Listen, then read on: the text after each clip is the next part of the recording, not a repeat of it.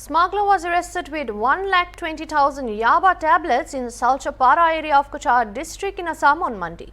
Police seized about 1,20,000 Yaba tablets in 12 bags from 2 vehicles carrying potatoes. The arrested person Mohammad Azad Laskar from Berengao on the outskirts of Silchar has been charged for involvement in the incident, and the smuggled market value of the seized Yaba tablets is estimated at Rs 36 crore, informed Superintendent of Police Numal Mahata.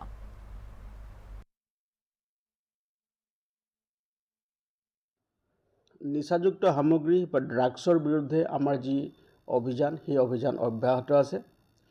অসমৰ মাননীয় মুখ্যমন্ত্ৰী ডাঙৰীয়াই অসমখনক সম্পূৰ্ণৰূপে drugs মুক্ত কৰিব বিচাৰিছে আৰু তাৰ কাৰণে আমাৰ এই নিৰন্তৰ প্ৰচেষ্টা আছে।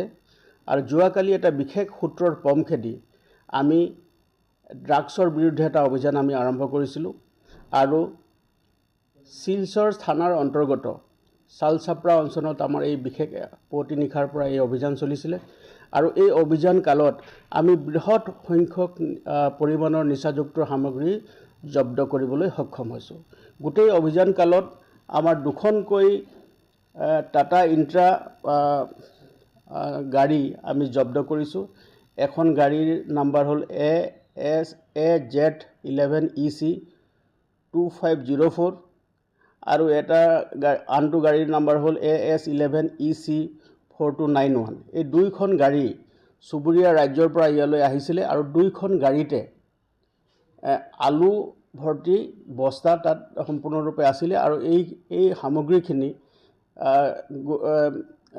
চুবুৰীয়া ৰাজ্য ত্ৰিপুৰালৈ গৈ আছিলে। গতিকে এটা বিশেষ যেতিয়া আমি খবৰ পালোঁ, খবজাৰ পাই পুৱতি নিশাই আমি আমাৰ এই অভিযান আৰম্ভ কৰোঁ আৰু অভিযান কালত আমি দুইখন ট্ৰাকৰ পৰাই আলুৰ বস্তাৰ ভিতৰত লুকাই ৰখোৱা বস্তাৰ পৰা আমি 12টাকৈ পেকেটছ, গোটেই পেকেটছবিলাকত 1,20,000 ইয়াবা টেবলেট তাৰ পৰা আমি জব্দ কৰিছোঁ।